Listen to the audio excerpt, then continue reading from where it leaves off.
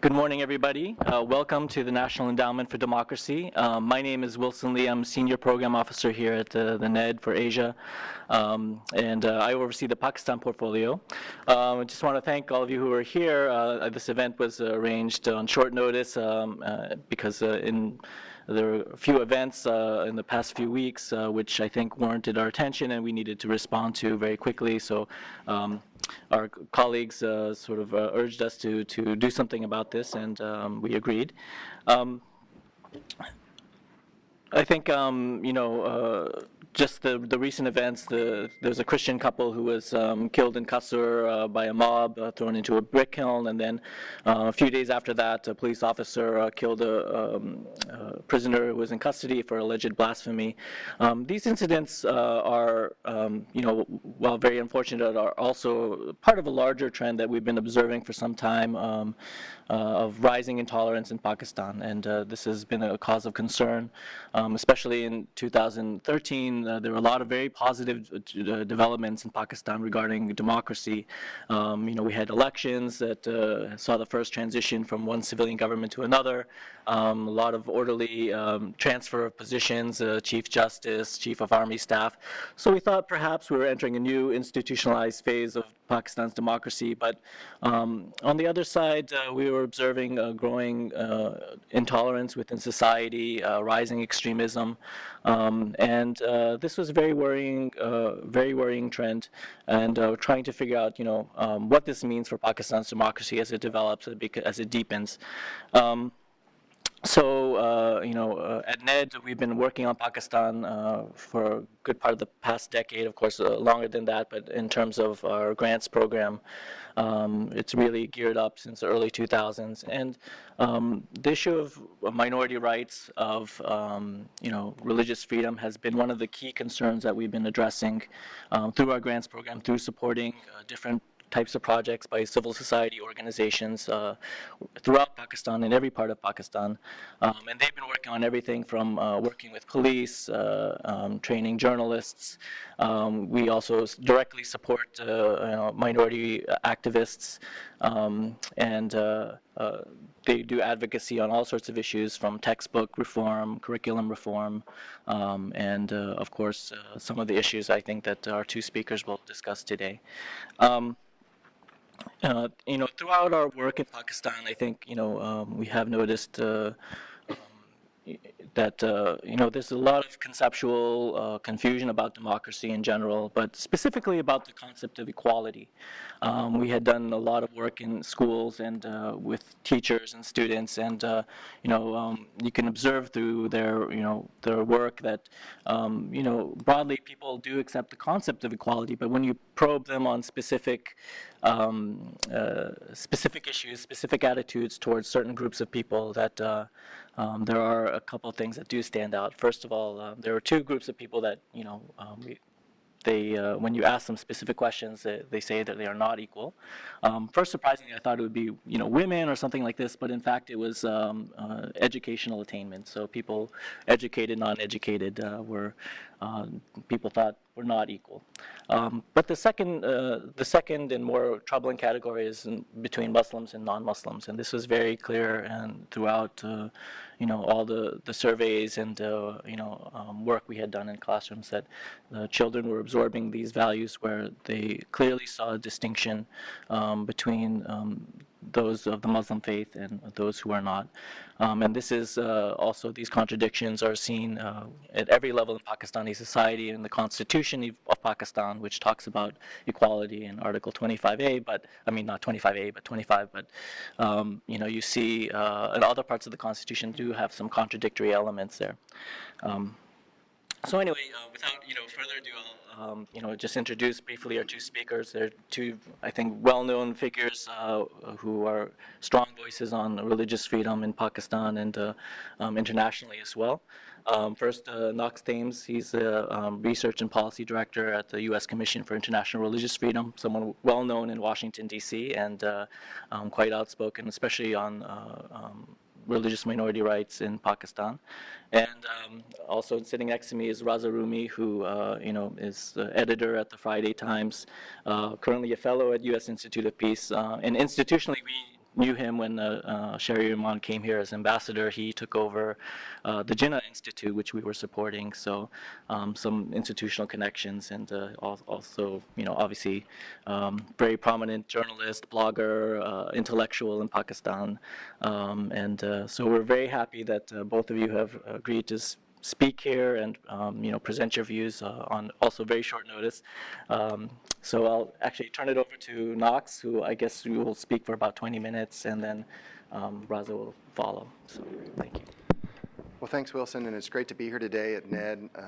The Commission and NED have had a partnership for several years now, and always appreciate the opportunity to come here and talk about issues of mutual concern. I work at the U.S. Commission on International Religious Freedom, which is an independent U.S. government advisory body established by Congress that monitors religious freedom worldwide and makes policy recommendations to the President, the Secretary of State, and the Congress. So just to be clear, we're separate from the State Department, but we are a government entity, and we're guided by the work of 9 commissioners who are appointed by either the White House or the Congress. This morning I'm going to talk about the situation facing religious minorities in Pakistan by explaining it through 4 paradoxes. And I will also apologize up front about my voice. I have a cold, and so hopefully it'll hold out and I won't have to prematurely pass it over to Raza. But first, the first paradox, I think, is while Pakistan is definitely a Muslim majority country, there may actually be no religious majority. Pakistan is incredibly diverse, both religiously and ethnically. And when you talk of religious minorities in the Pakistani context, that usually means Christians, Hindus, Sikhs, and Parsis. However, there are other religious minorities too, Ahmadi Muslims, Shia Muslims. And while numbers are hard to come by, if you take all those groups together, it could equal 20-25% of the overall population of the country. But even within the majority, there are divisions. Deobandi, Al-Hadith, Brevely, and countless others. And while the state has tried to create a sense of unity around Islam, there is probably not one. If you asked 5 Pakistanis what that means, you get 10 different answers. And many of these groups consider themselves to have the correct understanding of the faith, while also sometimes viewing themselves as a minority. So that's paradox number 1. The second paradox is that while the country was founded to protect religious minorities after independence from British India, there was a concern about some kind of repression under the Hindu majority. Yet once the minority became the majority, it has failed to extend those same protections to their own minority communities. Extremists and terrorist organizations, and also just mobs who are stirred up, are literally attacking Pakistan's rich tradition of religious tolerance and interfaith understanding. I mean, let's just look to the gruesome mob attack that Wilson referenced about the Christian couple, the man and his pregnant wife who were brutally killed over allegations of blasphemy, as well as the murder of the Shia who was in custody when he was killed with an axe. These concerns did not materialize overnight, and both current and previous governments have permitted or allowed systematic, ongoing, and egregious violations of religious freedom. In fact, from the Commission's perspective, over the last 2 years, we have repeatedly concluded that Pakistan represents the worst situation in the world for religious freedom for countries that are not currently designated a country of particular concern by the State Department. So when we've been observing this rise in attacks against religious institutions, religious individuals, we've been trying to track what is available in the media. I mean, Pakistan, one of its strengths is its vibrant, open media, and that has allowed us to try to get a sense of where the attacks are occurring. So over the past 30 months, just through open source media, we've tracked 320 attacks resulting in more than 1,100 deaths. And looking over those numbers, we've seen that really no community is safe, Muslim or non-Muslim, as even members of the Sunni majority have at times been targeted in acts of religious violence. A second finding is that the Shia Muslim community is particularly singled out for violence and victimized more than others. Banned extremist groups and terrorist organizations have repeatedly targeted their mosques, gathering places, and pilgrimage routes. Also, we've seen a real spike in the number of Christian deaths, and most of those came through the attack in September of last year on All Saints Church when 119 Christians and 119 Christians were killed and 145 others wounded in a double suicide bombing as church services were ending. Of course, Ahmadi Muslims continue to be singled out for targeted killings and shootings. The May killing this year of Dr. Mehdi Ali, a Canadian-American Ahmadi conducting humanitarian work, really shocked the conscience. And then there was that a gruesome attack on an Ahmadi home where a grandmother and her children were burned alive. Now the third paradox. The third paradox is that Pakistani law is part of the problem, but also can be part of the solution. Despite democratic institutions, Pakistan's legal environment is particularly repressive due to its blasphemy law and other religiously discriminatory legislation and constitutional provisions that target Ahmadis. Its aggressive enforcement of the blasphemy and anti-Ahmadi laws actually also encourage extremists to target citizens that they consider to have transgressed what they consider to be truth. At the same time, the government has generally failed to enforce laws that protect citizens from those acts of violence. And as Pakistani authorities have not consistently brought perpetrators to justice or taken action against societal actors who incite violence. So the anti-Ahmadi laws, just a brief word about them, they're truly unique at the international level. While it's not unusual for a country to establish a particular faith, to establish a church, Pakistan really stands alone in that not only did it establish Islam, it defined what it is and specifically said Ahmadis are not that. It's created what I've referred to as an apartheid-like system that's intended to repress. This September, we saw the 40th anniversary of these constitutional provisions that created a second-class status for the Ahmadi Muslim community. This has had implications later coming in the criminal law and also for their enfranchisement in national elections. They've basically been set aside as a religious other in Pakistan, which has had serious impact on their ability to function and thrive in that society. Regarding Pakistan's blasphemy laws, the upholding of the death sentence of Asia Bibi a few weeks ago shone a light again on that repressive law. We, about 6 or 9 months ago, did a study of blasphemy laws worldwide to try to get a sense of how countries use these, what do they look like. And we found that they exist, they're on the books in a number of countries, including in Europe, but they're actually used in just a handful of countries. But what was clearly discovered is that Pakistan's blasphemy law is used at a pace and rate far exceeding all other countries. In fact, Pakistan has the dubious distinction of having more people sentenced to jail for blasphemy than any other country in the world. In 2014 alone, we've seen 4 people sentenced to death for blasphemy and another person sentenced to life in prison. Overall, we're aware of 18 individuals sitting on death row for blasphemy and another 20 serving life sentences. And countless others have been charged and await sentencing. And these statistics are 10, 20 times more than the next closest country. Now, we've often recommended that these laws need to be repealed or at least reformed to add procedural safeguards as the laws are open for abuse. There's no penalty for lying. There's no evidentiary standard. And we've seen that the blasphemy law has been used in interreligious conflicts, intra-religious conflicts, and even business disputes. Now, when attacks occur, when violence occurs, the response of the Pakistani government has been inadequate, if at times non-existent. Now, I will say that Prime Minister Sharif's strong condemnation of the killing of the Christians is very much welcome. It was the right thing for him to say. But it needs to be followed with concrete action. There is a skepticism born of experience that this time won't be any different. In almost every previous instance of violence against religious minorities, perpetrators may be initially arrested and charged, but few are ever sentenced to jail for their violence. So this lack of basic law enforcement, in addition to the abuse of blasphemy and anti-Ahmadi laws, creates an environment that encourages violence against innocents and fundamentally threatens the country's stability.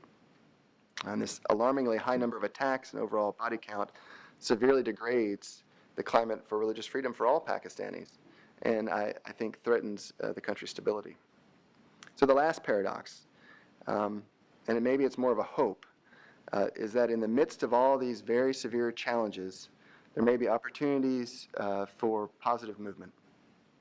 The two killings of the Christians and then the killing of the Shia for blasphemy, it's an opportunity for Prime Minister Sharif to show his government's going to be different, that they will see prosecutions through.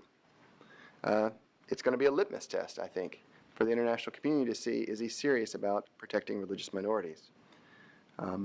Will he take a step forward as the Zardari government did in the case of Ramsher Masih, where they actually pressed charges against the person who brought false blasphemy claims? The other question is, how can we as an international community encourage him to do that, to make that tough call? Another opportunity is the very good Supreme Court decision by former Chief Justice Gilani that was handed down this summer. We'd like to see, could that be implemented? He called for a special commission for religious minorities, special police forces, and other protections. How can that be made real? I think the international community can also be a positive force. There was a remarkable letter that was sent about a week ago from 21 members of parliament from around the world. They represented different regions, faiths, and political parties, and they called on Prime Minister Sharif to see that justice is had in the killings of these three individuals.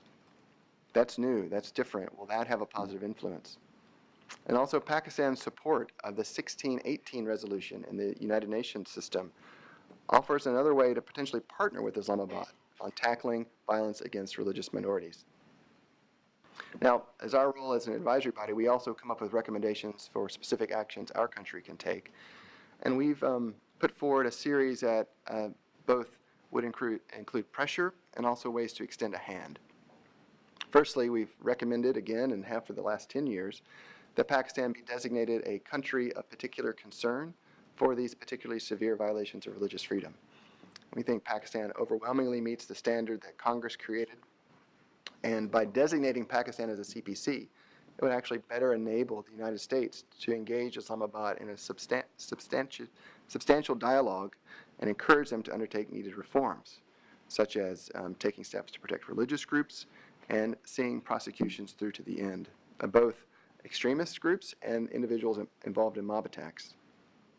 We've also, as far as extending a hand, we've suggested that part of our large military assistance package be reprogrammed to help build police capacity to protect religious minorities and to build their ability to investigate attacks. We've also encouraged the reestablishment of a federal cabinet-level ministry on interfaith harmony or religious minorities. One of the unique things about Pakistan, one of the things that's positive in this very troubling landscape is this government has maintained a state secretary on interfaith harmony. That's really unique. That's an opportunity for positive engagement. In addition, each of the 4 provinces have a special commission on religious minorities. That's another opportunity for positive engagement. And we've had conversations with USAID and the State Department about, are there ways to do capacity building with all of those ministries so that they can be a force for good in that society, to take advantage of that commitment. So in conclusion, Pakistan faces many challenges, but it must not neglect one of the greatest challenges of all. Simply stated, if the ongoing violence against religious groups is not arrested, literally, it risks tearing apart the patchwork of religious communities that together makes up the fabric of Pakistan. For the sake of societal stability, human rights, and I think regional stability, we want to encourage Pakistan to address these concerns and find ways that we as a community of values can assist them in doing that. So thank you.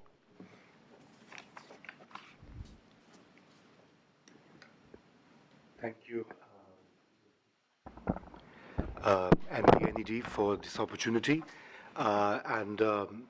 It is indeed a matter of concern, just not just for the Pakistanis, but I think across the world, where condemnation has come in the wake of the recent brutal killings, particularly of a Christian couple and a poor bonded labor Christian couple with a pregnant woman, and the way they were not only lynched, but also burnt alive in a brick kiln. And what does it indicate? I mean, it has all the things going wrong, both in terms of exploitation of labor, in terms of women's status in the society, in terms of where the minorities stand, and how religious passions can be incited to actually let mobs undertake the role of either a private moneylender or the state itself. And this has been going on, as Knox has very eloquently summed up the issues of the recent past, both in terms of challenges and opportunities, and what could be done by both Pakistan itself and by the international community. So I will not delve into that. But I think I would focus on three key issues that pertain to the current plight of both Pakistan's minorities, the non-Muslim minorities, and within the Muslim population, what the sort of minority sects are undergoing. We are a country which was ironically created to protect the minority rights of Indian Muslims in 1947. The key argument used by the Pakistan movement and the country's founder, Mr. Jinnah, was to protect the economic, social, cultural, religious freedoms of the Indian Muslims. And for a country that claimed itself to be a protector of the minority, for it to become a persecutor and tormentor of its minorities is a very, very tragic and a painful tale. And in part, that has happened because of the unresolved identity of Pakistan. So it is a Muslim majority country, and yes, 95 to 97% of its population is Muslim, but how would they live with the other communities? How would they view the various sects within Islam and Muslims? Because as we know, neither the Muslims nor what is known as the Islamic State is a monolith at all. Both Iran and Saudi Arabia claim to be the perfect models of Islamic State, but you know that they are neither. And now we have a new troublemaking idea of an Islamic State emerging its head, and the world knows about it. It's very much in the news. But all of these models, I mean, everybody claims that that they practice the true Islam. And nothing defines it better of the 1950s Munir Commission. There were riots in 1953 in Pakistan where the Ahmadiyya community, it is a sect within the mainstream Pakistan that was later declared as non-Muslims in 1974, and there were riots against this community, and a judicial commission was formed, and in which a very eminent jurist, Justice Munir, and his fellow Judge Justice Kiani, they interviewed hundreds of people and clerics and those who were involved in this trouble. And their key finding in their report was that no single cleric of claiming himself to be an authority on Islam and Muslims could agree what was the definition of being a Muslim. So, forget about the non-Muslims. Even when it comes to who is a Muslim, a real Muslim or a half Muslim or a fake Muslim or not a Muslim, is totally open and undefined. And it actually cuts across the Islamic world. Pakistan is not the only country that suffers from it. However, in Pakistan, what has happened is that there has been a gradual slide into framing and engineering the state apparatus, the legal system, the education system towards a particular ideological framework. And this process sadly started right in the late 1940s when the then parliament passed something which is known as the Objectives Resolution. And the Objectives Resolution was basically about the new country, what are going to be its objectives, how is it going to treat its people, what's the complexion of the state, and in which religious character and religious authority was acknowledged by the parliament, and that objective resolution was part of every constitution as a preamble, and today it is an operative part of the constitution. And by the operative part, I mean is that anybody can go to the court and say, hey, well, the Islamic laws are not being practiced in Pakistan or not enforced in Pakistan, and what are those Islamic laws? So there's this whole identity confusion which is unresolved. The second aspect has to do with the 1980s era in Pakistan. Of course, this whole intolerant business, especially the 1974 parliamentary, constitutional amendment, which declared certain formerly Muslims as non-Muslims. I mean, it's also would be written as perhaps the most surreal part of any country's history, where the parliament actually decides who's a perfect religious character or not. And so the parliament declared this community as non-Muslims, and that was not enough for the state. In the 1980s, a whole a range of social reengineering took place, and I'm going into all of this histories because it kind of informs and explains why all of this is happening, why mobs are going out, 800 people are going out and burning 2 people. So there's obviously something deeper at work than just a random cleric inciting violence or a random psychotic individual behavior. It is seeping into at the communal level. So in the 1980s, sadly, this was also the time when Pakistan became a frontline ally of the US in the Afghan jihad against the evil Soviet Empire, quote unquote, and so it had to, create a whole jihad industry, acceptance for that, have a laissez-faire policy towards the mushrooming madrasas with Saudi and American funds. And as you know, a lot of literature was even designed at Nebraska here. All of that is documented, and I need not repeat that. But what has happened it has had an impact on Pakistani society. The Soviets were defeated and they left Afghanistan. The free world was vindicated. But Pakistan underwent a whole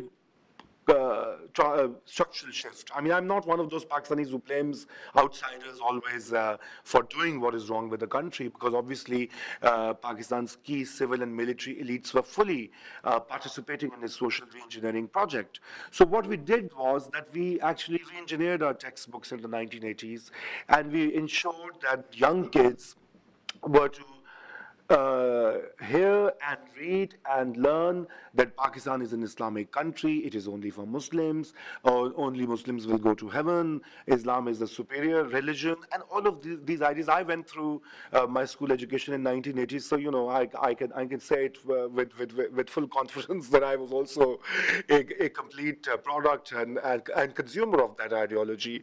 And obviously, some people unlearn and read it, and many do.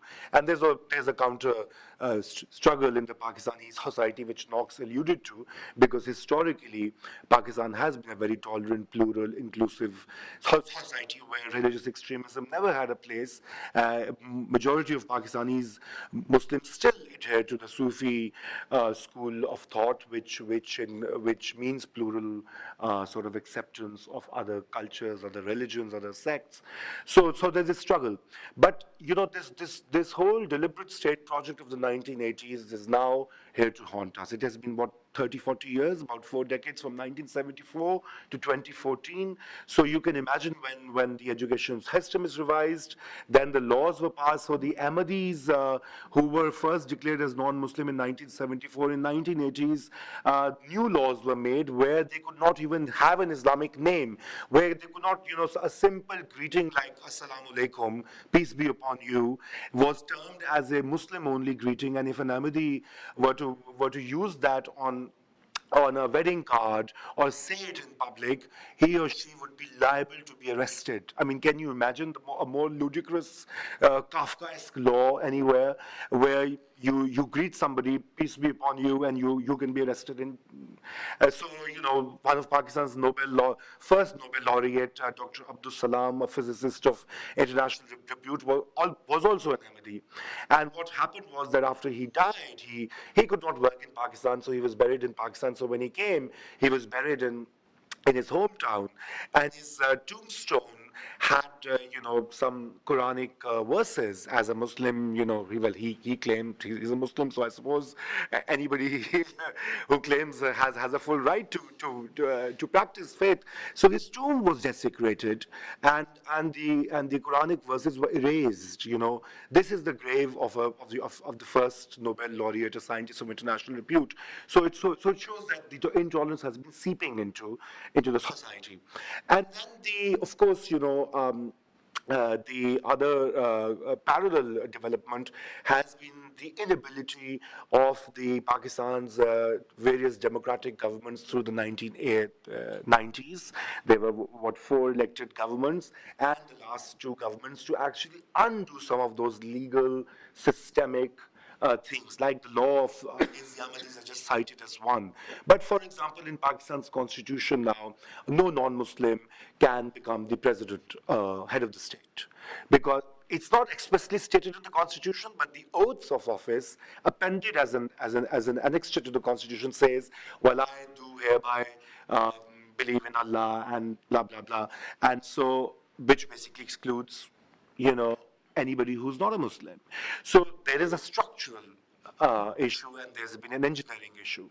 And I think the third important part has been the declining writ of the state in enforcing the constitutional guarantees that still exist on the statute, as Knox also highlighted the opportunities, both in terms of the basic fundamental rights, as we call them in the Constitution, the freedoms of worship, of belief, of assembly, of expression, to enforce them. Secondly, also to punish those who perpetrate hate crimes in the name of faith, whether they're against non-Muslims or against the minority sects within Muslims of Pakistan. And consequently, this failing writ of the state has also to do with the fact that Pakistan's legal system, Pakistan's justice system, especially the police and the prosecutorial capacity, much has been talked about it because of the war on terror and last decade of spotlight on Pakistan, that they have not been modernized. General Musharraf tried to initiate some reforms in the police, in the prosecution services. He went forward with those, but sadly they were undone, and now they remain kind of abandoned.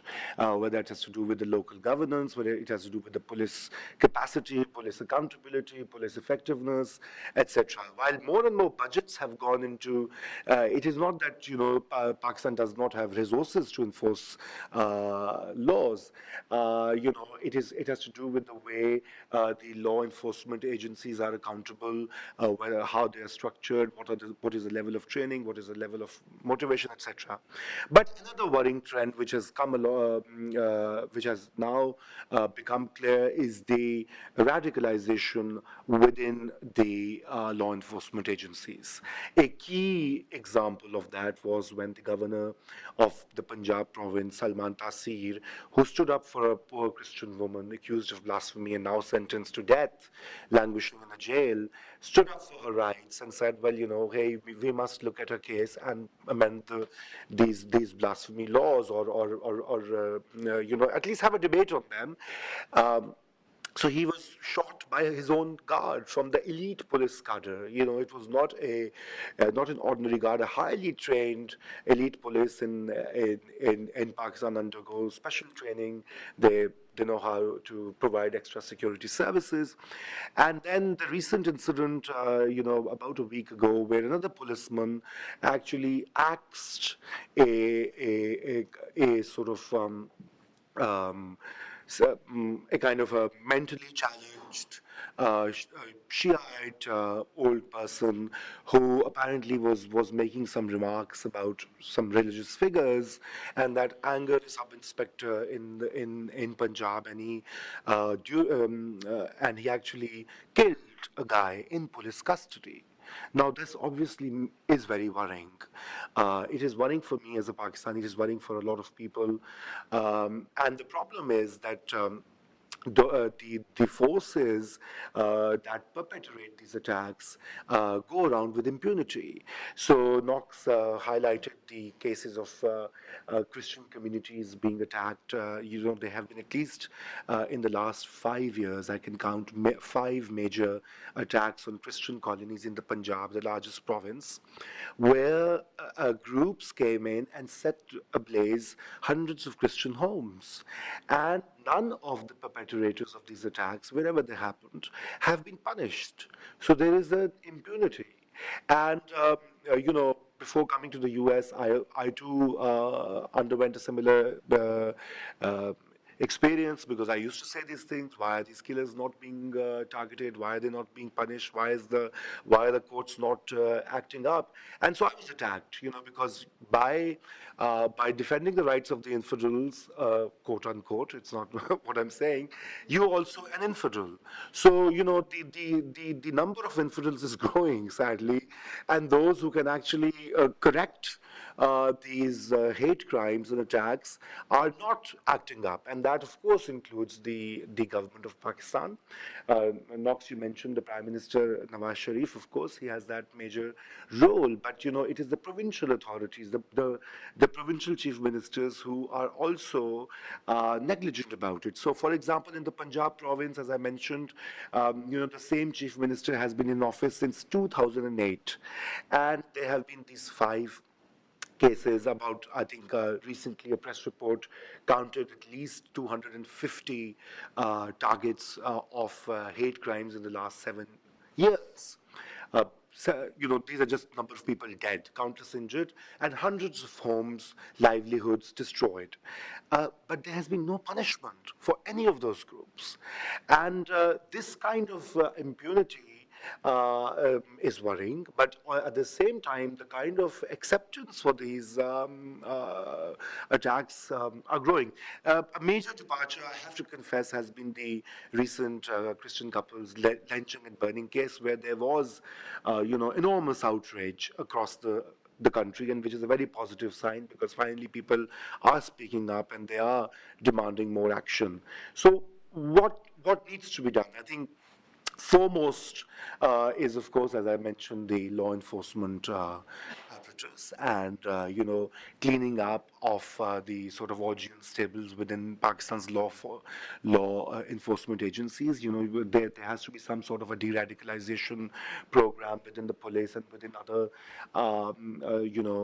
branches of the executive, where nobody must take the law in their own hands. So that's one side, but I think prosecution of such cases with improved technologies and improved skills is a must. I think that without that, a state cannot really function. I think the second important thing that needs to be done is that there is a Human Rights Commission now guaranteed by the law that has to be operationalized.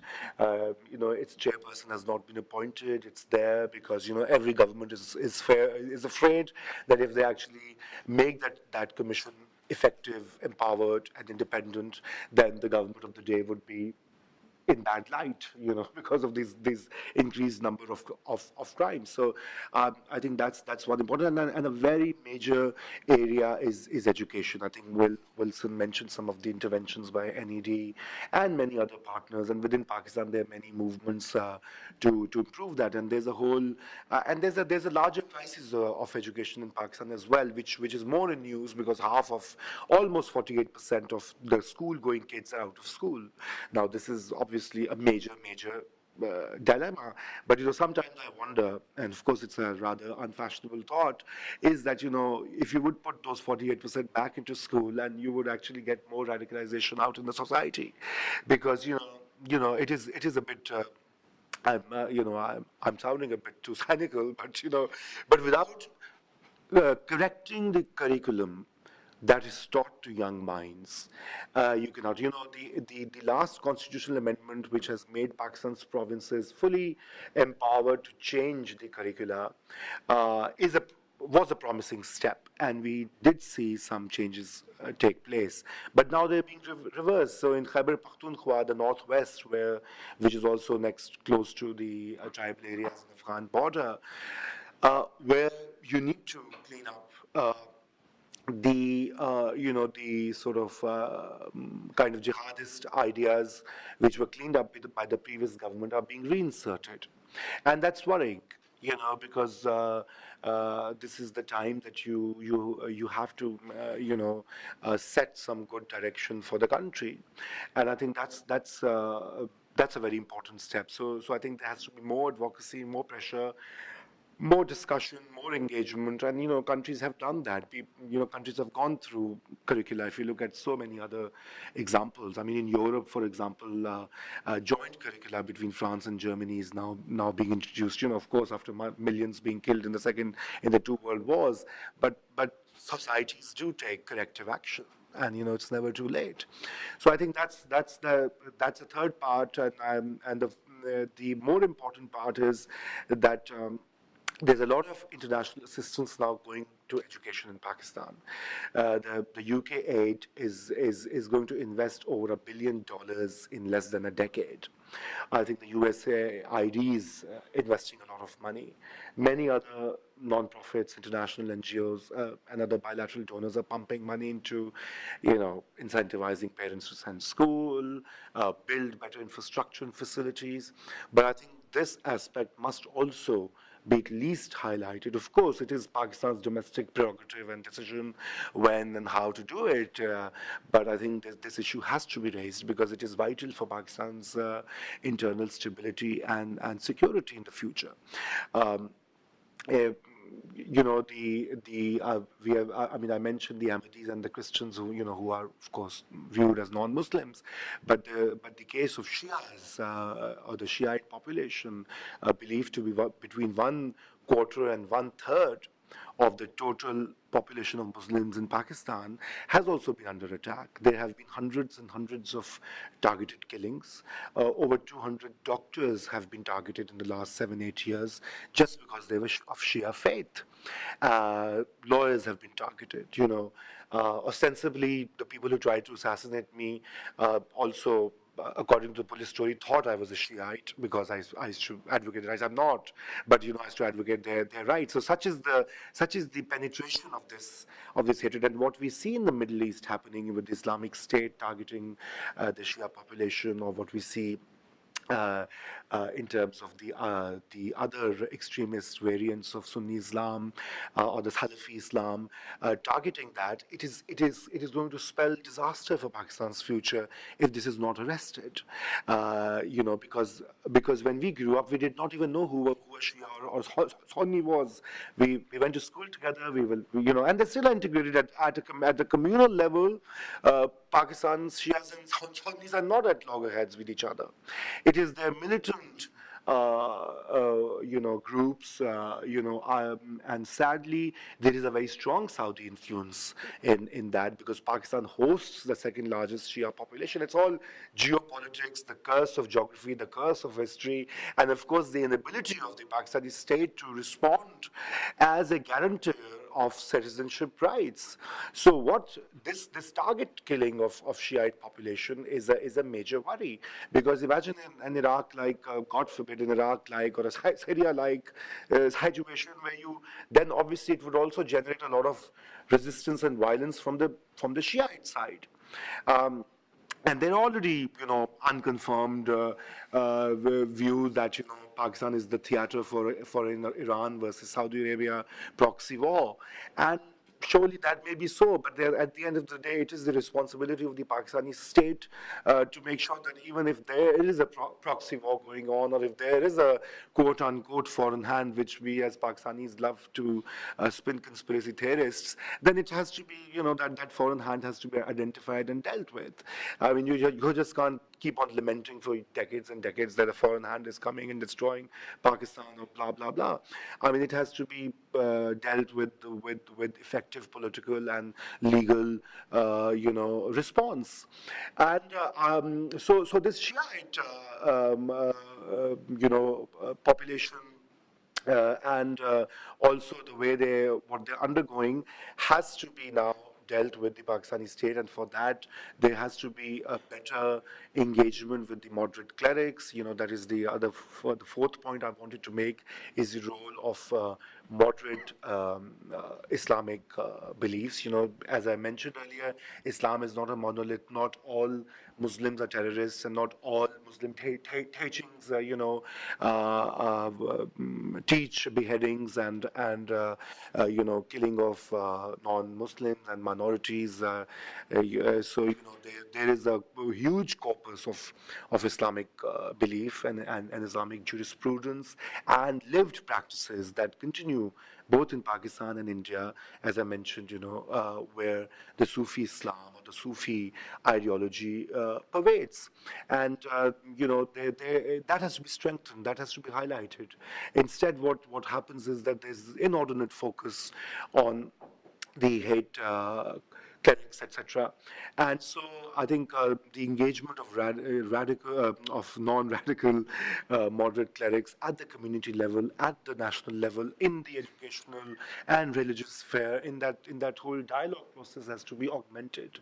And finally, I think what also needs to be looked at within Pakistan is the fact that the state must acknowledge that there is a major issue. There has been a denial of sorts, and that denial then seeps into the public mind as well. So I recall that, when the Peshawar church that you mentioned, Knox, was hit by a suicide bomber last year, killing nearly 100 Christians.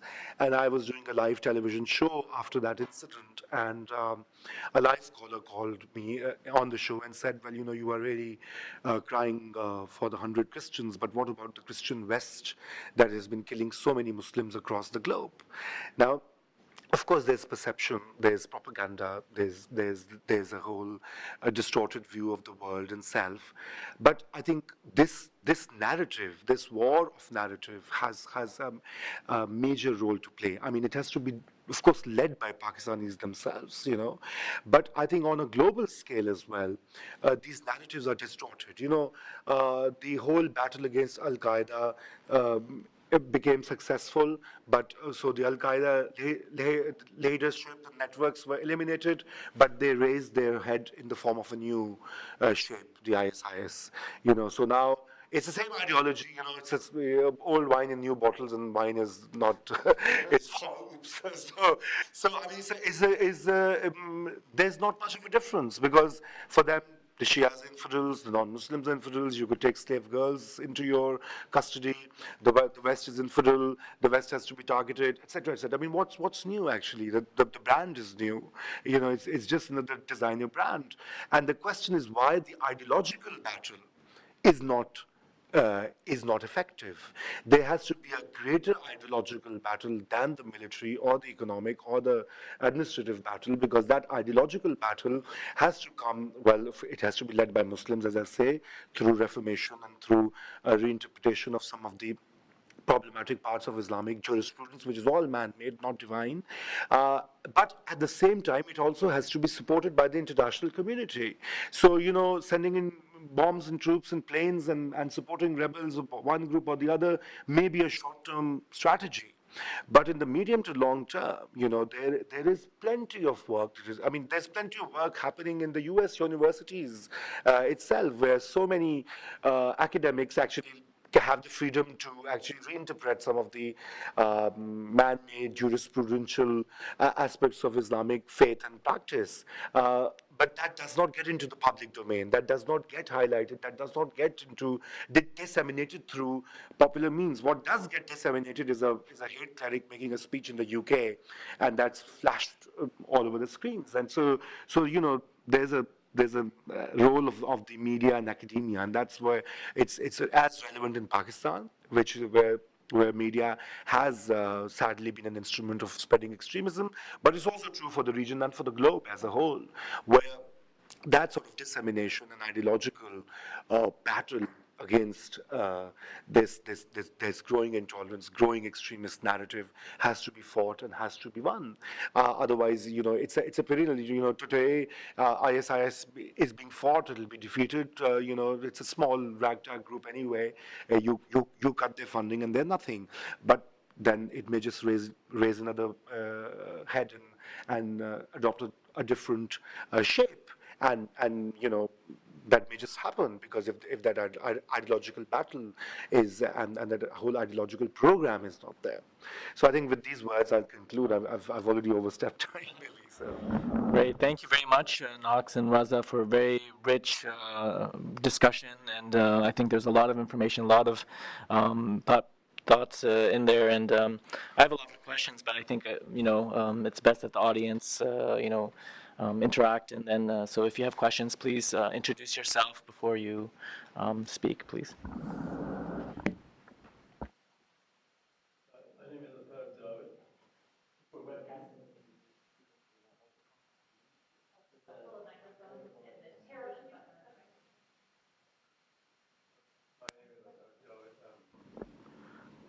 I'm from Indus. Indus is a DC-based think tank and advocacy group. We are very much focused on what is happening in Pakistan, and especially this issue.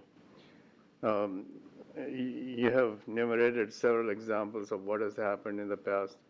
Very pathetic dissent in, of non-humanitarian behavior. I would like to ask you, how many people have been punished or taken to the task for doing these barbaric acts? Number one. Number two, is there any political will in Pakistan to take up this issue and create public awareness and do something about it? Number three, we have politicians who have been sitting in Islamabad blocking everything for 2 months. Why can't they think of these things and at least do something? And why is the public so quiet about it?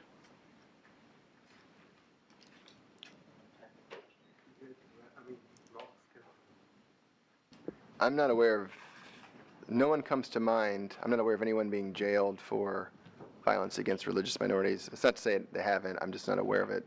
I don't have that information at my fingertips.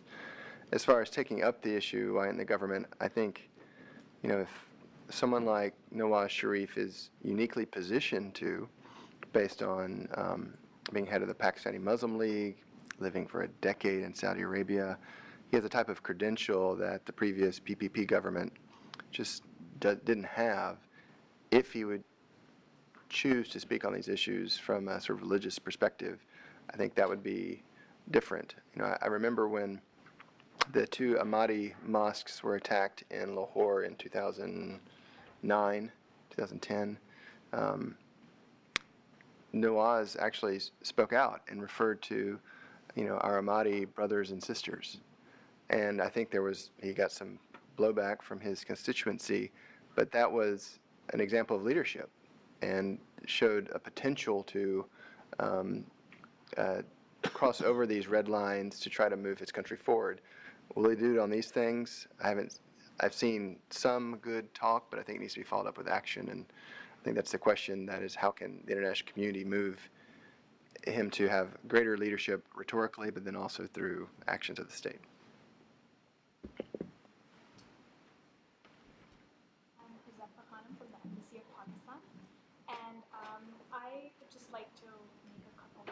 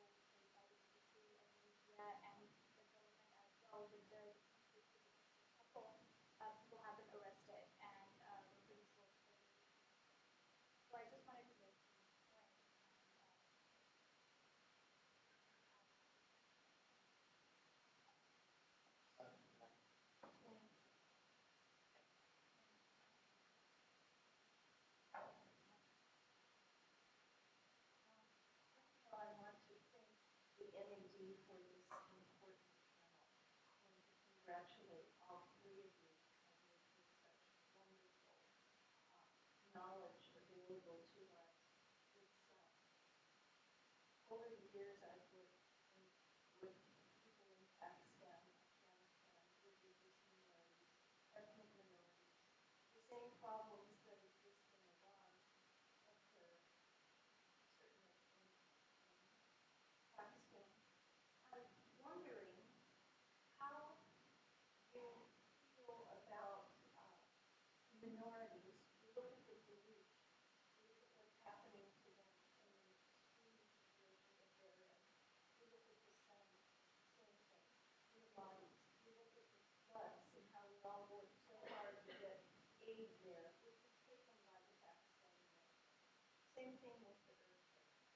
And there seems to be, and really this question is for my own government. Why can't we pressure Pakistan or tie our military actions in dollars to action? If you raise these issues, and I've been to the Pakistan, and you raise these issues, he really gets watered down. And it's very courageous for NED to take this on, and I so applaud that. But I would love your insight into looking at the minorities and why we can't help people who are in need.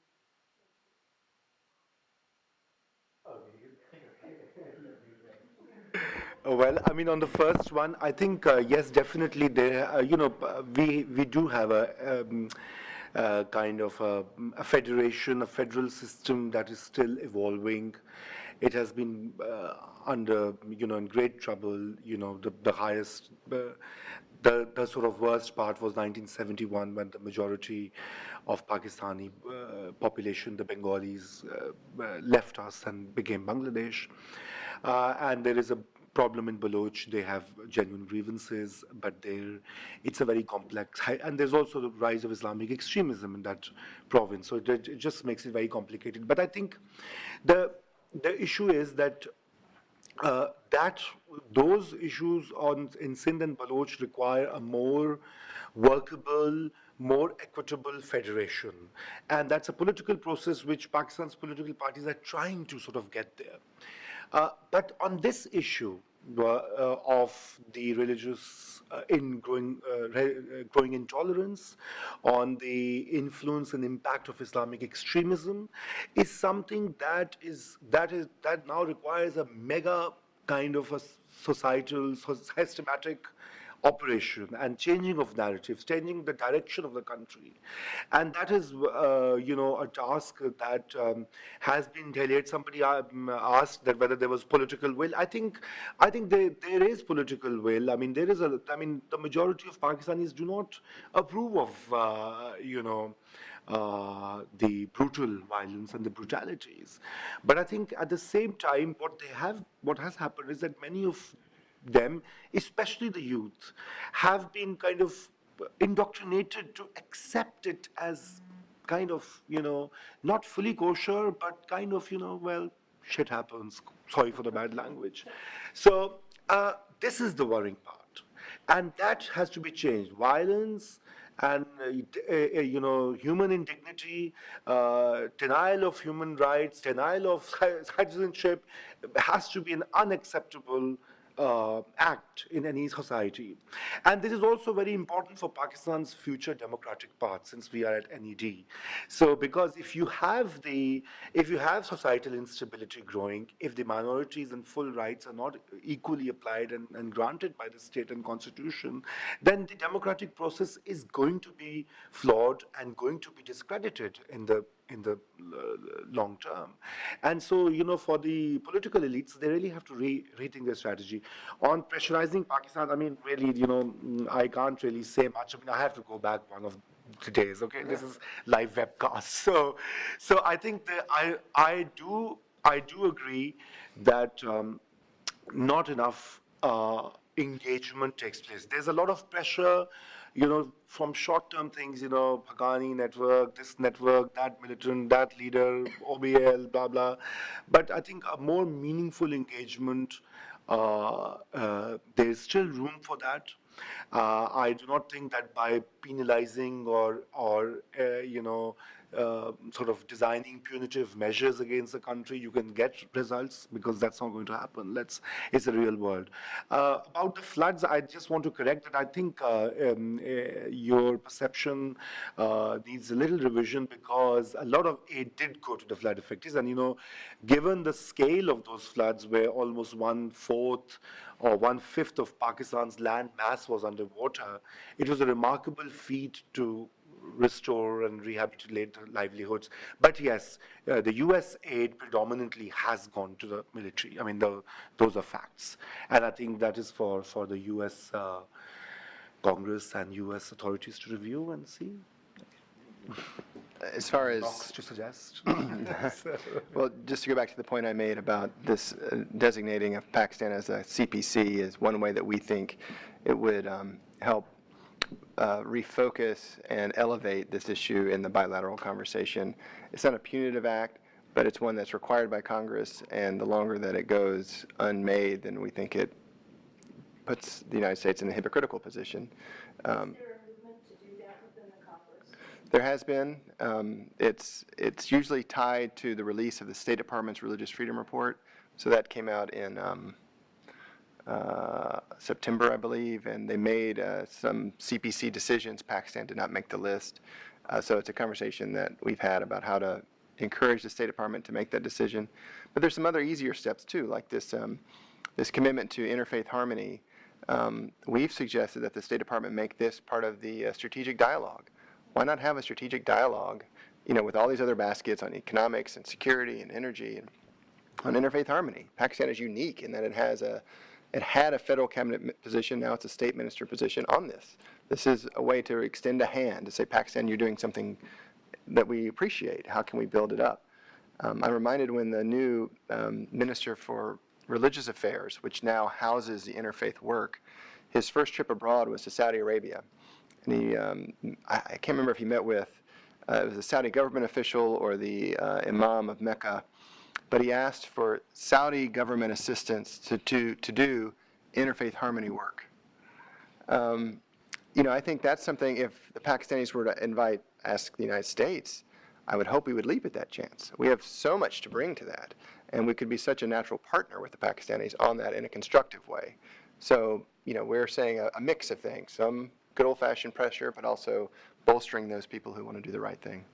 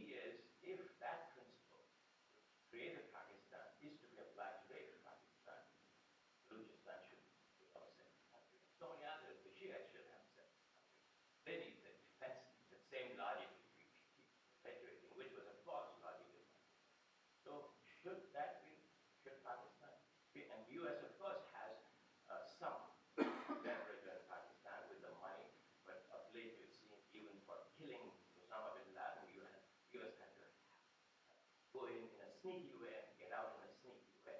So obviously it doesn't have too much leverage with Pakistan. And therefore, I don't know what US can do, but US can definitely work to bring up Pakistan into more pieces like Bangladesh. Of course, India did that, which very much against, even threatened military action against India.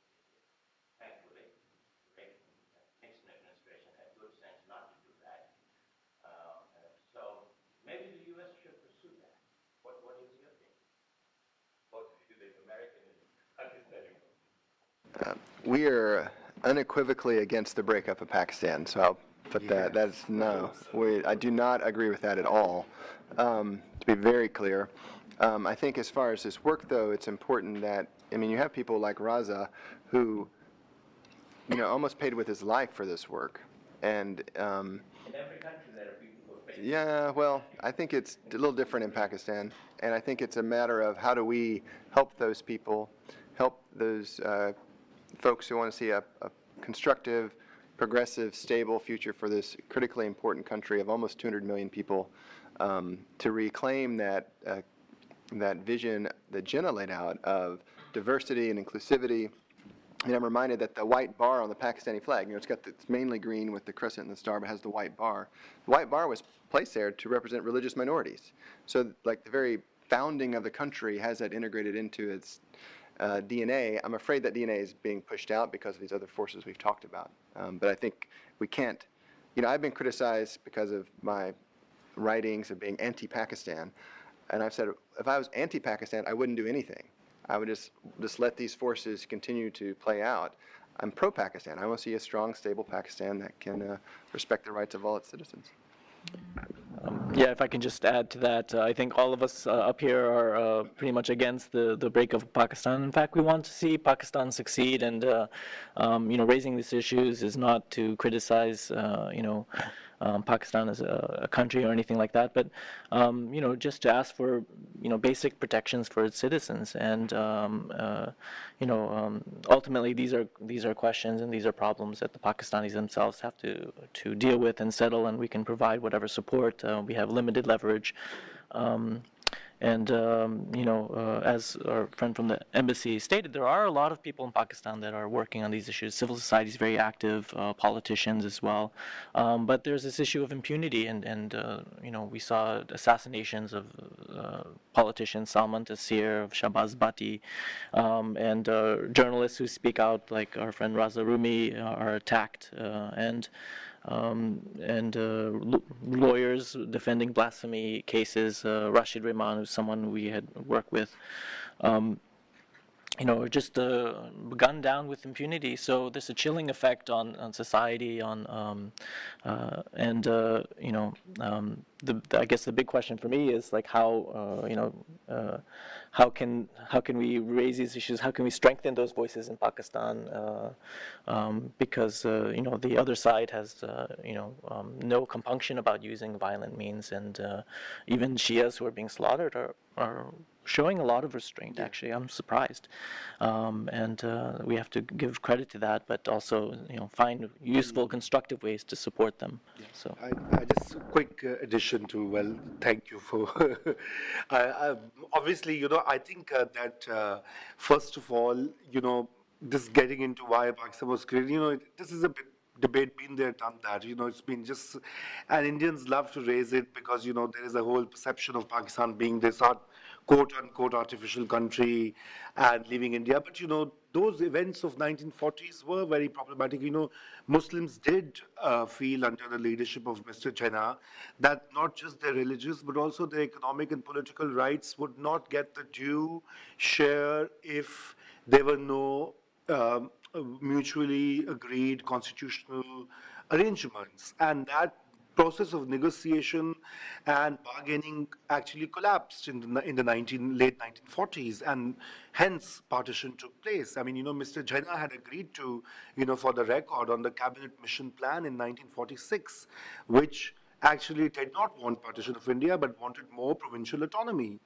And by the Indian Congress actually rejected that cabinet mission plan by the British. So partition became a kind of a, it was both an accident, kind of, of history, both and inevitable, but also largely, it does represent the aspirations of a large number of people who wanted more guarantees and freedoms. So, I think I think this whole idea of Pakistan being this artificial, it's a country of 200 million people. So please do think about us, when you say it should break up, it should go through more turbulence and all of that, and it's a country which is struggling. I think a lot of countries in the world, Pakistan is a young country, are going through this phase. I mean, by highlighting all these issues, I'm not saying that Pakistan is like a kind of a figment from a horror film. But no, but actually, it has to be restructured. It has to be improved. It has to be better, mediated for its young future, because the majority of Pakistanis are young people now. And but to add to what you said, I think. I do take your point that this moment of in this quest for a Islamic identity, obviously it was taken too far by Pakistan's elites, and there you do have a point, and I take it. I think Mr. Jinnah tried to correct it on the 11th of August in 1947 when he gave a clear secular vision for Pakistan. He said that you would be free to go to your places of worship, and your religious identity would cease to exist, and you would be an equal citizen of a country. Sadly, this was not implemented or taken forward, and that's the kind of tragedy we are dealing with. Great. Please. Yes. Use if you can introduce yourself.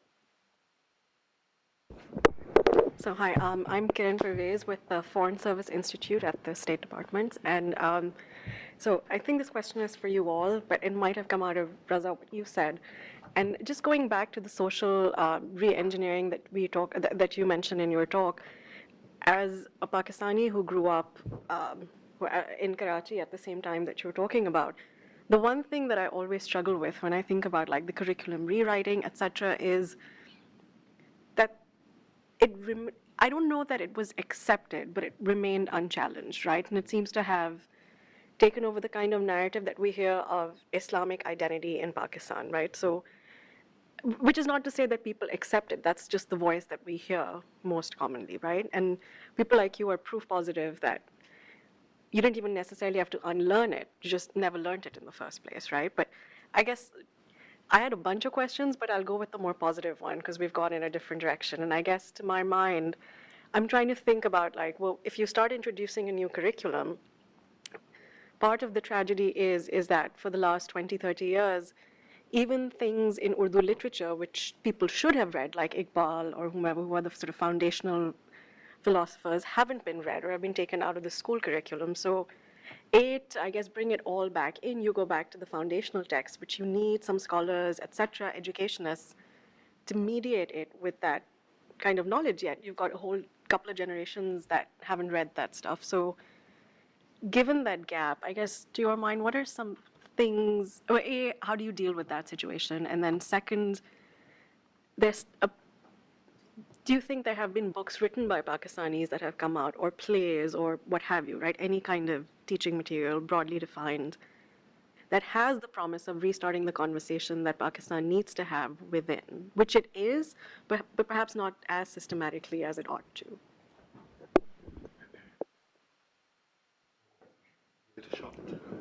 Well, I can speak to what our commission has done. About 2 years ago, we commissioned a study of Pakistan's education system, looking at both the secular school system and the madrasa system, asking the question, what are students being taught about the value of religious minorities? So we examined the textbooks in all 4 provinces and did sort of traditional madrasa texts from the 4 out of the 5 main madrasa school systems.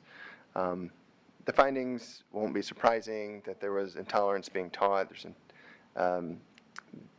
things like it talked about, when referring to India, it referred to Hindus. And so it was blurring the distinction between a sovereign nation state and the religion of the majority, which is also a religious minority in the country. Ahmadis, Christians, the role of Christians in the history of Pakistan that our colleague from the Pakistan embassy referenced wasn't really in the textbooks. but then did interviews with students about, would you eat with a non-Muslim? Would you play with? And you see that this mentality is sinking in, that they're seeing them as different, as other, as not equal citizens. And so, again, we're an advisory body, so we put this information forward. And at the time, we met with Ambassador Mark Grossman, who was a special rep for AFPAC, and trying to figure out a way to help encourage textbook reforms.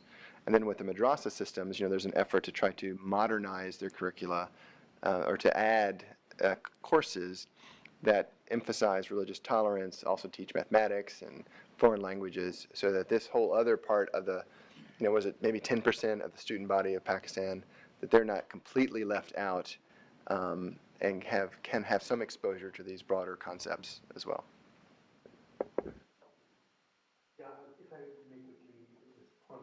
I think, no, you're absolutely right. This is a major challenge. I mean, Ox has highlighted some of the issues, and there are many studies and many reports. There was a report by a Christian group that also looked at the intolerance. But I think what is there has been the response from society is also lacking. I think that's a tragic part. We keep on saying the state did this, General Zia did, the military did this, but the societies, intelligentsia, the political parties, the intellectuals, the educationists, they all also have kindly played along. So they are equally culpable in my view, and I think there has to be this major shift in that direction. It is coming now. More and more people, especially the young people, are objecting to it. If you read Pakistani press, and you look at the popular blogs, there's these young people in their 20s writing, well, what are we thinking, what are we saying, what are we teaching, and why it must change, and that's a positive sign. And I think there are countries which have reformed and improved their curricula. So many examples from Latin America and from other parts of the world are there where societies do take the initiative and show kind of resolve. Great. Maybe we can go this side, Jenny. Hi, I'm Jenny Anderson. I'm with the Center for International Private Enterprise. My question is, the recent protests led by Imran Khan and there did seem to be, there's somewhat a positive outcome of these, that there was a heightened awareness or political awareness among youth, it seems, as well as maybe steps towards youth also wanting a democracy that delivers a little bit better. Do you see any opportunity right now with this sort of heightened expectation of youth to somehow channel their energy towards increasing tolerance? Well, I mean, I think, yes, I think you're right. There were certain positive aspects, particularly this huge political participation by young people and their imagination being fired up with the idea of change and changing the system. And then also, Mr. Qadri, who was, a partner of Imran Khan in those protests, is a kind of a relatively more moderate cleric. I mean, in my personal opinion, clerics are all problematic. This is a very, we do it for the purposes of, policy, etc. But clerics are a problem everywhere. So, but he's definitely somebody who shuns violence. He's in tune with Sufi Islam. He's rejects in public the Shia targeting. So he's a kind of a good role model. And I think the allegations that Pakistan Army was supporting these two, well, if it was, I'm very happy, because they were for a change supporting not a Salafi or a Wahhabi, but a more moderate cleric. So all welcome there. But I think that change, sadly, the opportunity is mixed, because Mr. Imran Khan, who runs the Khyber Pakhtunkhwa province, which I mentioned earlier, in that province, the textbooks are being revised again to insert some of the stuff that was deleted by the earlier, more secular government. But I think over time, and that is one of Pakistan's greatest asset and greatest hope for change, is that the median age in Pakistan now is about 22, 23 years old. It's a totally young country. It's a new country. And there's lots of energy, there's lots of unrest, and what you see in Pakistan is also that pulsating kind of desire to do away with the old structures. And I hope that in this quest for change, in this quest for transformation, some of these more radical and worrying aspects will also be undone. In the back, please.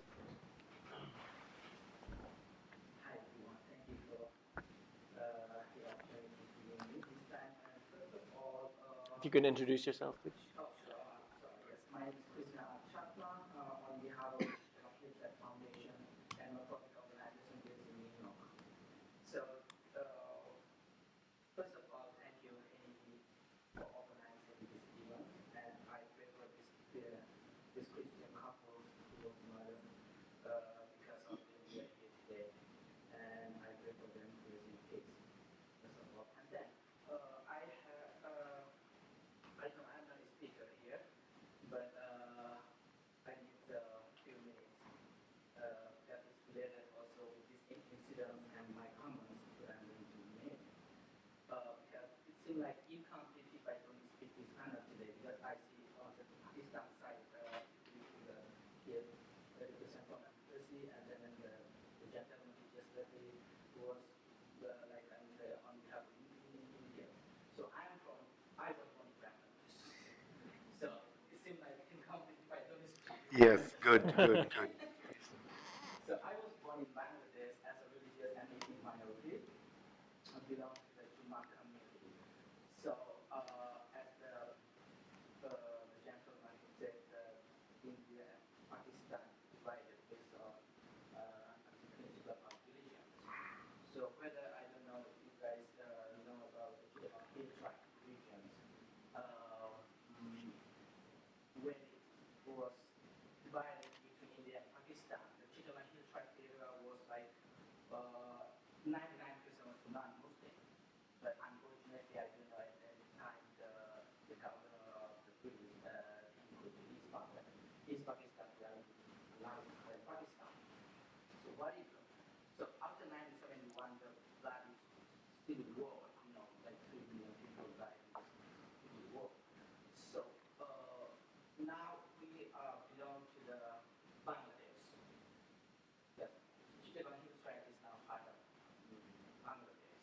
But we know Chittagong Hill Tract was an autonomous region under British law until 1947, then under Pakistan, then now under Bangladesh.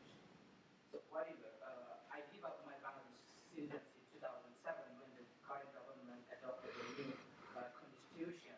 It says 18th Amendment says every Bangladesh citizen shall call Bengalis, but I'm not Bengali. So I said my blood is not Bengali, but so then I give up my citizenship. Now I'm from America.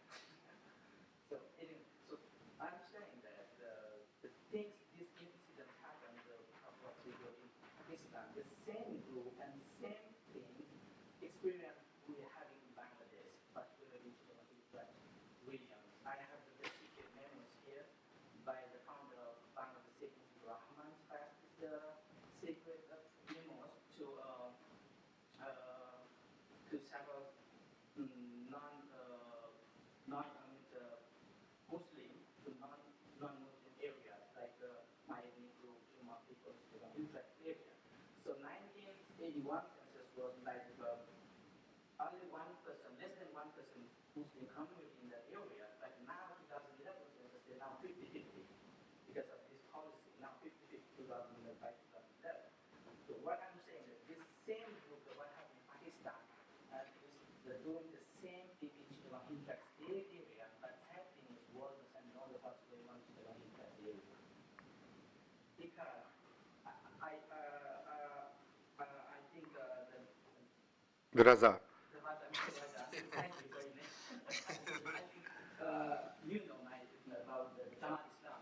Yeah. So Jamaat Islamiyah was actually part of the current, not now, then Pakistan government 1971, when the civil war occurred between India and Pakistan, Pakistan government supported Jamaat Islamiyah. So still we have a Jamaat Islamiyah supporter in Bangladesh and in Pakistan. So the Jamaat Islamiyah militant extremist group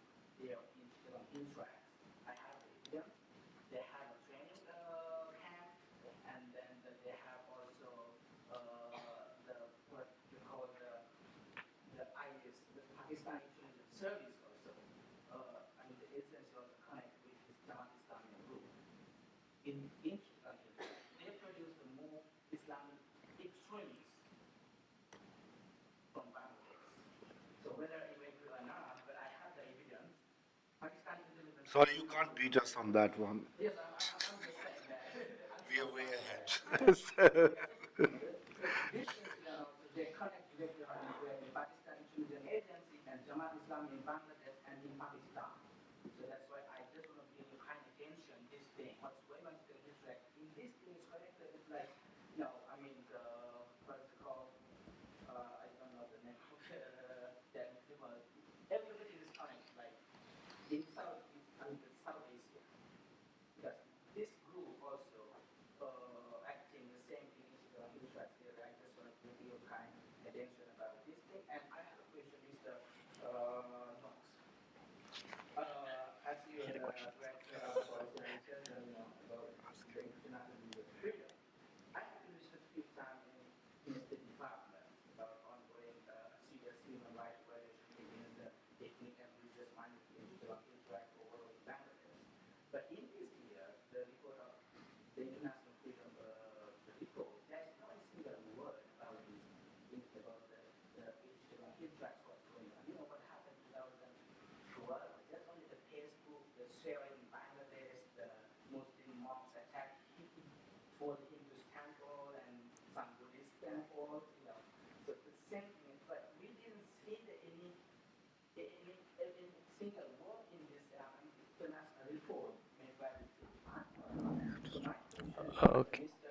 No, do you ever about the Chittagong hill tracks? Because I know few people did not know the hill tracks, what's going on. And in later, I hope I can have some conversation there with you about what you're doing in the hill tracks. Thank you very much. Okay, thank you. So we're very aware of the Chittagong Hill Tracks issue. We've had a long history of monitoring what's going on in Bangladesh, both there and elsewhere in the country. In fact, a colleague of mine who covers Bangladesh visited the country about a month ago. She wasn't able to get up to the hill tracks, but that was part of the range of issues that she was examining, both meeting with our own embassy and then with Bangladeshi officials and civil society and religious communities. So we're concerned about it. We've monitored it for a long time. Our reports in the past have definitely talked about it, and it's a conversation that we keep up with the Bangladeshi embassy here in Washington. Yeah, I mean, I'm in a way, I'm glad you brought this issue. I mean, I've been to the Chittagong Hills, by the way, and I know the tension and all of that. But I think, while we were discussing Pakistan, it is also important to note and highlight that there is a minorities problem across South Asia as a region.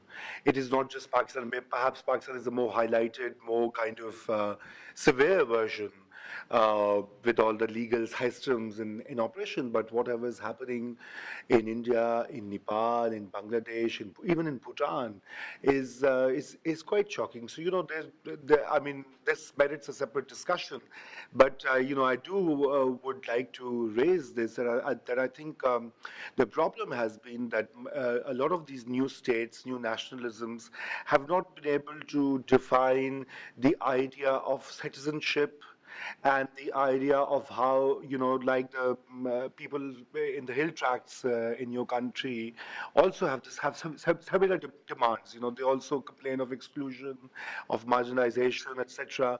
And it is at the end of the day, it has to do with the idea of citizenship, how it's imagined, how it's distributed, how it's negotiated, and how the state actually enables full rights of any individual. And that's where these countries are still battling. Even in India, you see, very common occurrences, whether it's the Christians or the Muslims or even the low caste Hindus. And similarly, in Bangladesh, you hear of many incidents now. They are growing, so there's a regional dimension to it. Okay, we have a couple questions. So, please. Good morning. Yep. First of all, thank you very much for your really informative discussion. I really enjoyed the context that you painted, as well as giving us a path to current state situation of where Pakistan stands with religious intolerance. It's interesting, walk in the conversation. A lot of good comments have been made, but a couple of things I takeaways. For solutions, I think there were some solutions also discussed in the conversation. One was regarding the curriculum, which I think the State Department really also alluded to or discussed pretty deeply. One suggestion is, obviously when you take a look at we're changing Pakistan's curriculum, correct? It's not an easy thing to do. And the curriculum at the traditional school level, which we were all a product of, is still less concerning compared to the madrasa curriculum, for example, on a relative basis, that is. One of the recommendations is that, think about, in the private sector, we have used techniques from the Quran that teach tolerance and reintroduce that into the curriculum. So I think when you talk about adding additional subjects, mathematics, English, science, I think that's a good thing at the madrasa level. But if a strong, powerful figure emerges at the Department of Education level, or the US or the Pakistani Ministry of Education, that is a liberal cleric or is subordinate to the Minister of Education at the federal level, I think there can be some suggestions or movements made to remove and replace with Quranic ayats and Quranic religious doctrine that is very positive. Because we have actually tried that at the private sector level. There are some businesses that we have been involved with and found some success. So that's one suggestion. Obviously, there are multiple ideas on it could take place. A second suggestion I think you spoke about, I think Tom, you spoke about, was the police capacity issue, which I think is a great fundamental that invites some infrastructure around bringing about protection. But there is an inherent issue with that particular system because it's a very corrupt system by the very nature. We had a discussion in this recently when we spoke about how to use, for example, police for because there's a great role for the police, right? Because ultimately anything happens in Pakistan, the army steps. 80% of these issues should be handled at a police level, correct? But when we talk about adding capacity at the police level, that's mostly infrastructure, that's mostly increasing number of bodies. But the basic salary of the police is conducive to, let's say, taking crime, correct? So I would say that, okay, fine, one or two incidents happen where police are intolerant. Mr. Raza gave an example that happened in Punjab, understood. But unless we don't increase the salary and the position of the people, because most of the people are also fighting economic turbulence. Because if you take a look at the average salary of a Pakistani policeman, he's bound to take crime. He's bound to behave in ways that doesn't support because a religious minority will always be bought out by a Sunni majority who's richer because the typical profile demographic of the people are poor. Those are some suggestions for the group to think about. And then one comment I wanted to also make on the India point that was made earlier by the 18th gentleman.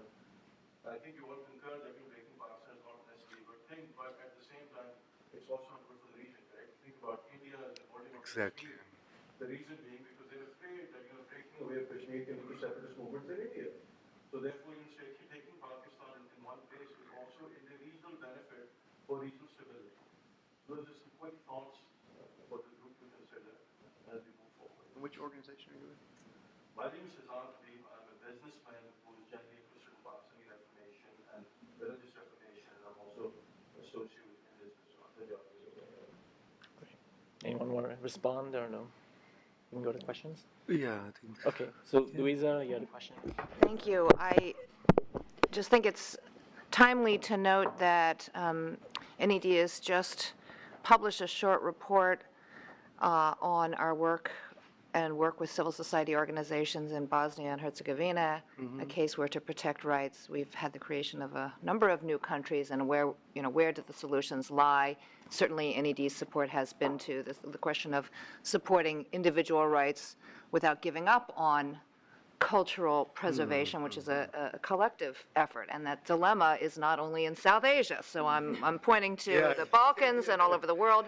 I would invite everyone who is able, come again today at 2 o'clock, and it's a public event here, and maybe it will be webcast. Take a look at that, and I think you can certainly request a copy of this report from us. And of course, and I would also mention a week from now, we are also Friday afternoon going to have a presentation by one of our staff members who's worked on the Balkans about the donor intervention in this area, capacity building. How do you deal with the questions of identity and citizenship, and basically mistakes donors have made in the state building effort in the very birth stages of these new countries. So I'm mentioning that that's out there for comparative purposes, and recognizing, yes, it's not to blame Pakistan for having trouble dealing with this terrible question because so many societies, of course, do. And so in that sense,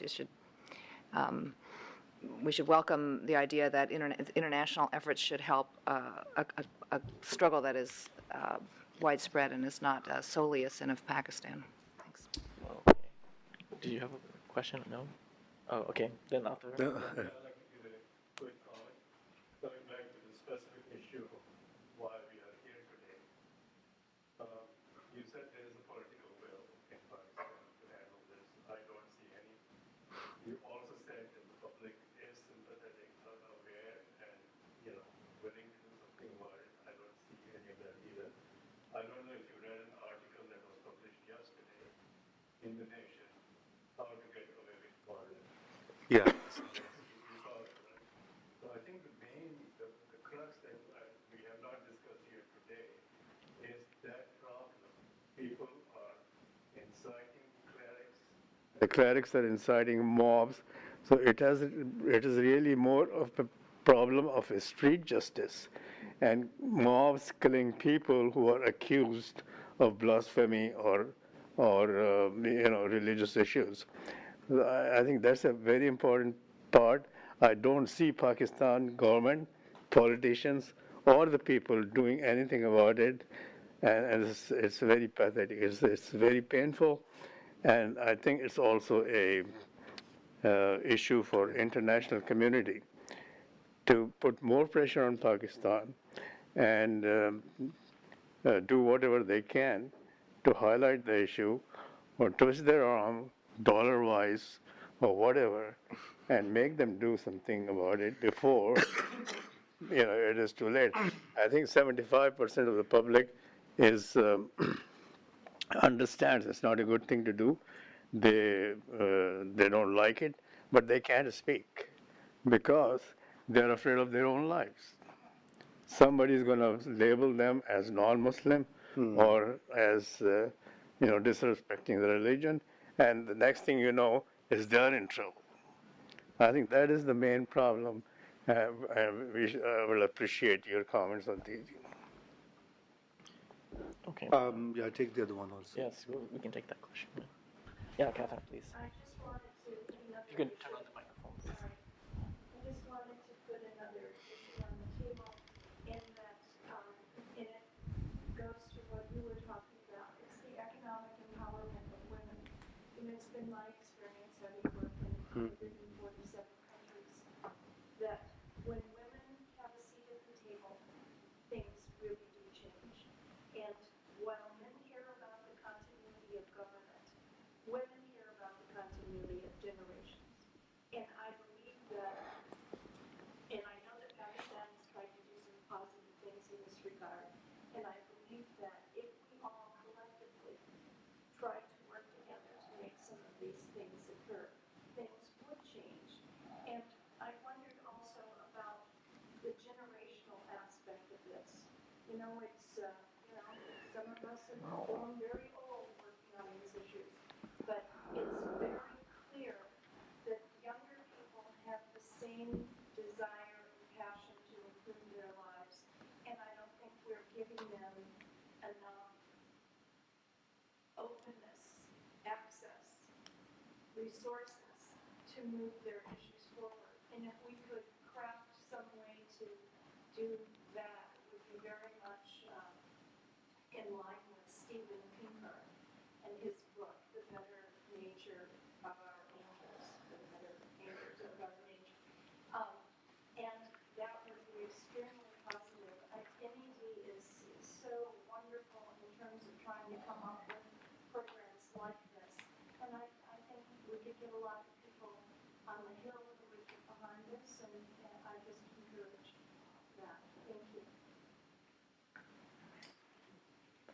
Yeah, I mean, I think you're right. I mean, I'm not trying to whitewash or present an overly optimistic picture, but I think the reality is that, as I mentioned earlier, in a country of 180 to 200 million people, it is so difficult to generalize that the public is either silent or complicit, because there are, I mean, if you look at social media, which is more digital media, and we were talking about it, Wilson, before this event. I mean, that's a kind of platform which is now being used by the younger people in Pakistan, and there are nearly 30 million internet users.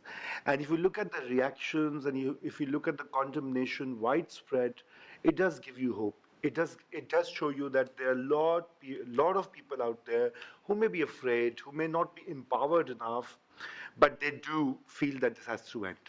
As regards the politicians, yes, they're afraid. I mean, clearly, after Taseer's killing, Mr. Shahbaz Bhatti being gunned down for wanting to amend the blasphemy law, there is a lot of fear, and the politicians have misused Islam to gain political power. That's also a reality of Pakistan. But at the same time, there is now a realization. If this genie out of the bottle is not handled, then it's going to consume all the ruling elites as well, as events elsewhere have shown. Have they done anything to Salman Taseer's murder? He has been punished, and he has been sentenced to death, but he's gone into appeal at the High Court. So, but he's waiting in the jail. At least, yeah. Unfortunately, he also goaded another jail guard, to attack some other prisoners who were accused of blasphemy. Yeah. So he's still up to no good, even though he's being punished. So. Yeah. So, thank you very much. Thank you, and I hope you'll join me in thanking our two speakers for coming and giving their insights and knowledge. I think this is an important issue, and I think there needs to be a continuing conversation. I think it's important to speak out here in Pakistan. It can be quite a deadly thing to talk about these issues. So, at least we can do our little bit to raise more consciousness, and then think about ways to address the issue in a constructive way in the future. So, thank you very much. Thank you.